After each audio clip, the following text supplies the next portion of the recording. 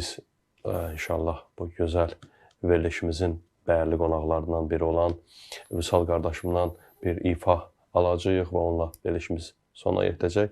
Əziz dəyərli izləyicilər, təşəkkür edirik ki, bizi izlədiniz. Allah sizi qorusun. Hər həftənin şənbə günü evlərinizin qonağı olmağa davam edəcək inşallah. Allahın nəzəri sizin və ailənizin üzərində olsun. Təəssüf ki, artıq sizlərlə vidalaşmaq məcburiyyətindəyəm. Növbəti verilişlərdə görüşmək ümidi ilə Allaha əmanət olasınız. Xuda hafiz.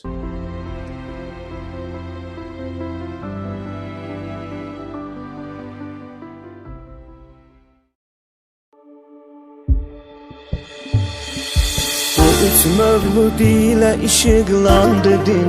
Bu üç mevlud ile ışıklandı din. Hüseyin'e Belfaz Zeynul Abidin. Hüseyin'e Belfaz Zeynul Abidin. Bu üç mevlud ile ışıklandı din. Bu üç mevlud ile ışıklandı din. Hüseyin'e Belfaz Zeynul Abidin.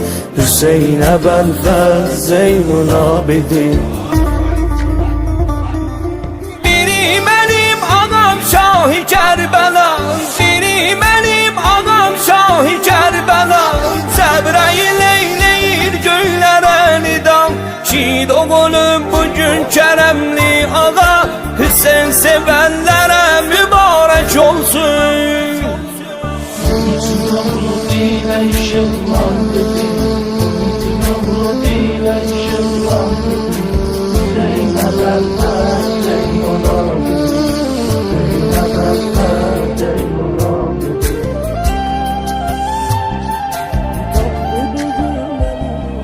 Tapdı bugün elinin evi zinet. Belfaz'la tapdı feyzini cennet. Tapdı bugün elinin evi zinet. Belfaz'la tapdı feyzini cennet. O Abbas idi ki bir adı gayret. Gayret sevenlere mübarek olsun. Gayret sevenlere mübarek olsun. Bu üç mevlud ile ışıklandı din. Bu üç mevlud ile ışıklandı din. Hüseyin'e Belfaz Zeynul Abidin. Hüseyin'e Belfaz Zeynul Abidin. Doğdu yeryüzüne o mahitaban, adıyla alemler oldu firavan. Bir adı Seccad'dı, adına kurban. Secde edenlere mübarek olsun. Secde edenlere mübarek olsun. Bu üç mevlud ile ışıklandı din. Bu üç mevlud ile ışıklandı din. Hüseyin'e Belfaz Zeynul Abidin. Hüseyin'e Belfaz Zeynul Abidin. Bu üç mevlud ile ışıklandı din. Bu üç mevlud ile ışıklandı din.